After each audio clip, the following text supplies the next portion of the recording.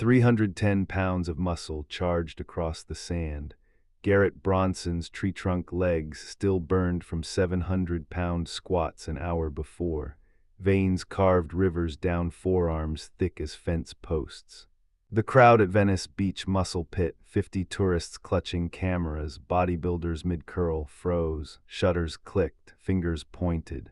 Bruce Lee stood 30 feet away, compact frame barely reaching Bronson's shoulder. Ocean breeze carried chalk dust and salt across the iron weights stacked behind them. The afternoon sun baked the sand white-hot. Bronson stopped 10 feet from Bruce. His shadow swallowed 3 of Bruce's students. "Size beats speed every time," Bronson announced, voice booming across the beach like a foghorn. "That's physics, that's reality." Bruce's eyes never blinked. His hands hung loose at his sides, fingers relaxed, no tension in his shoulders. No shift in his stance. He breathed away waves, breath, steady, inevitable, unbothered.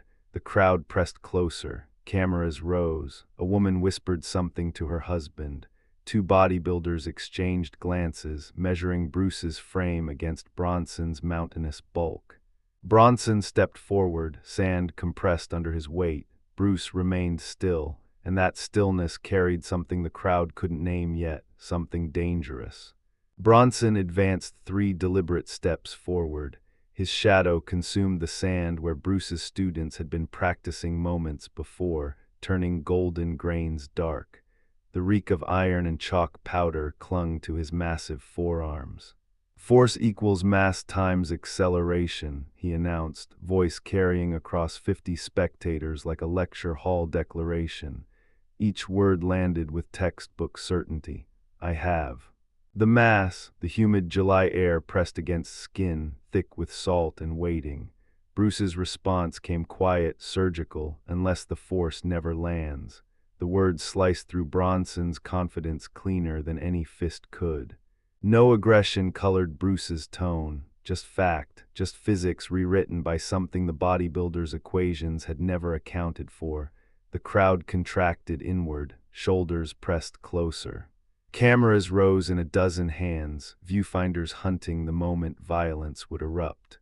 A woman whispered something about David and Goliath. A bodybuilder in the back row shook his head slowly, already counting Bronson's victory. Bronson's jaw muscles bunched beneath tanned skin, molars grinding hard enough to crack. His hands curled into fists the size of grapefruits. Every ligament in his neck stood visible, tendons tight as bridge cables preparing to snap. The confrontation had passed words now. Physics demanded proof through flesh. Bronson rolled his shoulders, each deltoid the size of a cannonball. 12 years, he said, voice carrying over the iron clanging behind him. 12 years grinding through 700-pound squats, 500-pound bench press. Back-to-back Mr. California titles. His fingers ticked off achievements like a prosecutor building an execution case. 20-inch arms, 52-inch chest. The crowd shifted closer. Sand crunched beneath 50 pairs of feet.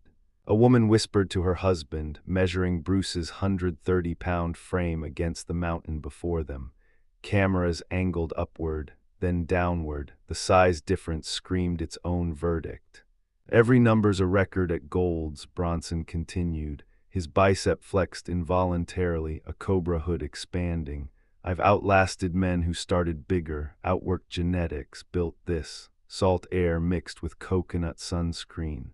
The afternoon sun cast Bronson's shadow across Bruce like a solar eclipse, swallowing the smaller man in darkness.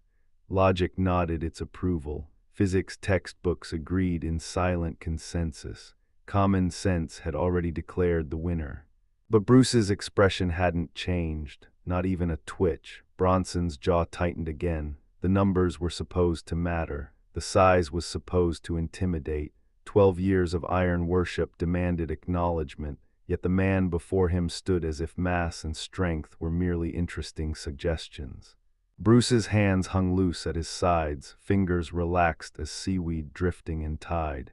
His chest rose and fell with the rhythm of waves breaking 20 feet away, steady, unhurried. Salt air carried the scent of iron and chalk dust, but he breathed it like morning tea. Different tools for different purposes, he said quietly, the words meant for Bronson alone but carried across the circle by offshore wind. No clenched fists, no widened stance, just a man standing as if waiting for a bus. Bronson's eyes narrowed, weakness dressed as philosophy, the compact frame before him, an admission of defeat wrapped in Eastern riddles. Around them, tourists exchanged knowing glances. The bodybuilder would prove his point. Physics would win. But 15 feet behind Bruce, Dan Inosanto's jaw tightened. He recognized what others could not see. The stillness was not surrender. Water appeared calm before it froze into something capable of splitting stone. Linda's hand moved to her throat, pulse visible even from yards away. Bronson shifted his weight forward, tree trunk thighs coiling. Bruce's breathing never changed. The trap had been set, and the giant was already stepping into it. Bronson's voice boomed across the sand, loud enough to carry past the iron racks. Try avoiding me then, prove this speed of yours. The challenge hung in July heat. 50 faces turned toward Bruce, waiting for submission or bravado. Cameras angled higher. Bruce's words came quiet, cold. I know you cannot catch me. The temperature dropped. Silence pressed against eardrums. Bronson's jaw clenched, teeth grinding audible to those closest. His peers watched from the muscle pit, his kingdom, his domain of iron and sweat and conquered weight. Retreat meant admission. Backing down meant every morning squat, every grinding rep, every trophy counted for nothing against this compact man's certainty. The trap had teeth now. Bronson rolled his massive shoulders, 310 pounds of muscle compressing the space between them. Chalk dust drifted from his palms. His students stood behind weight benches, waiting for their teacher to crush this philosophy with physics. He had to reach. He had to prove mass times acceleration on living flesh. He had to show 50 witnesses that his size, remained undefeated. Bruce's eyes never blinked. The giant's hand began to rise, and everything Bronson believed about strength was about to shatter in 6 inches of empty air. The world stopped breathing. Waves froze mid-curl. Gulls hung suspended against bleached sky. 50 witnesses became statues carved from sweat and disbelief. Even the ocean breeze died in its throat, waiting. Bronson moved. Not lumbering, not slow, explosive. 12 years of 700-pound squats detonated through his frame, compressing mass into velocity physics textbooks never anticipated. His hand shot forward, a blur of knuckle and calloused palm, faster than 310 pounds had any right to travel. The grab would end this. Dan Inosanto's eyes tracked the trajectory. Linda's breath caught. Cameras captured the moment flesh met. Nothing. Bruce existed elsewhere, not a step, not a dodge. His body occupied a space 6 inches removed, as though reality itself had shifted to accommodate him. The air where he stood 1 heartbeat prior now held only Bronson's grasping fingers, closing on Pacific salt wind and shattered certainty. Bronson's momentum carried him forward, weight committing to a target that no longer existed in 3-dimensional space. Then Bruce's palm touched the back of Bronson's knee, so gentle the contact might have been a whisper, and something inside the giant's leg simply stopped obeying. Bronson's right leg collapsed beneath him. No warning, no gradual weakness. The limb simply stopped obeying.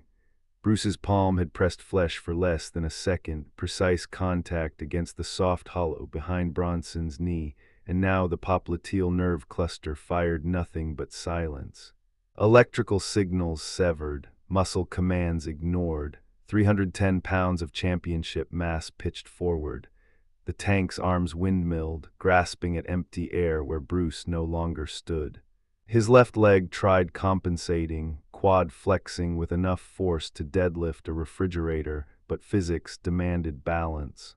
Momentum demanded payment. He hit the sand face first.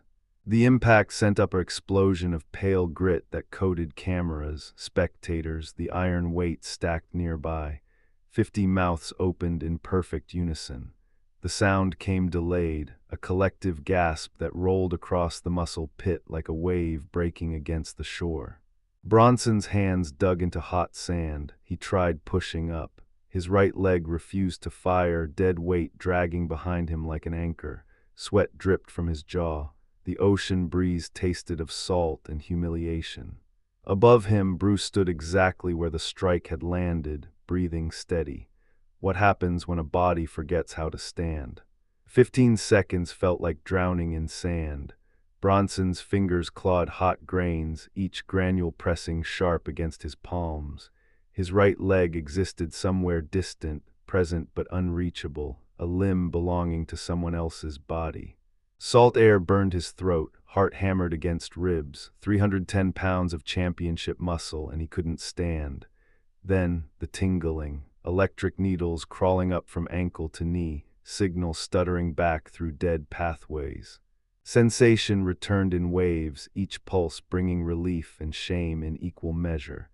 Bruce's voice cut through the crowd's murmur, calm as ocean rhythm. Your 700-pound squat gave you explosive power. He crouched beside the fallen giant, no mockery in his eyes, only clarity. But you never trained balance recovery when one leg fails. Bronson pushed himself to sitting, leg trembling alive again beneath him. 50 cameras captured his face, sweat, sand, confusion.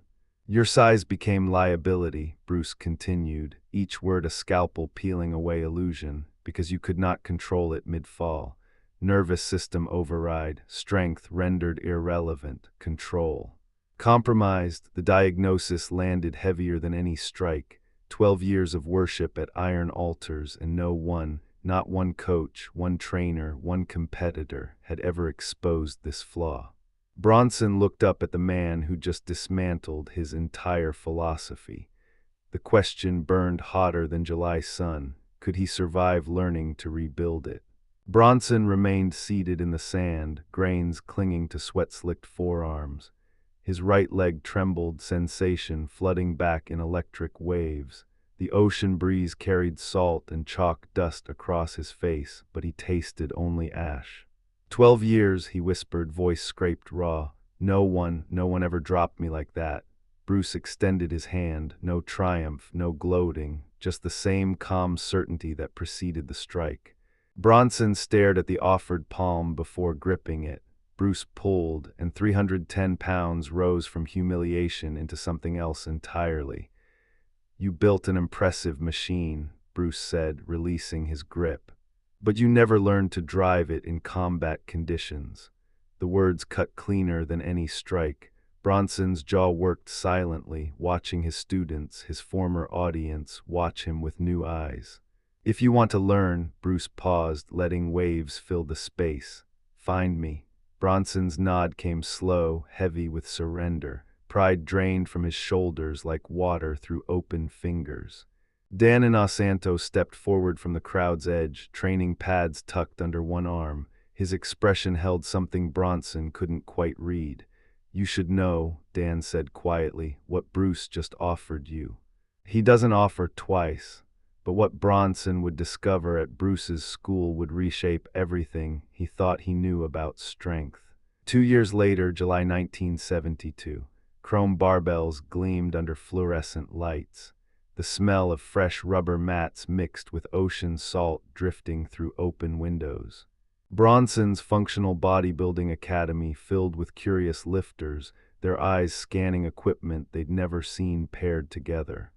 Squat racks beside wooden dummies, bench press stations facing speed bags.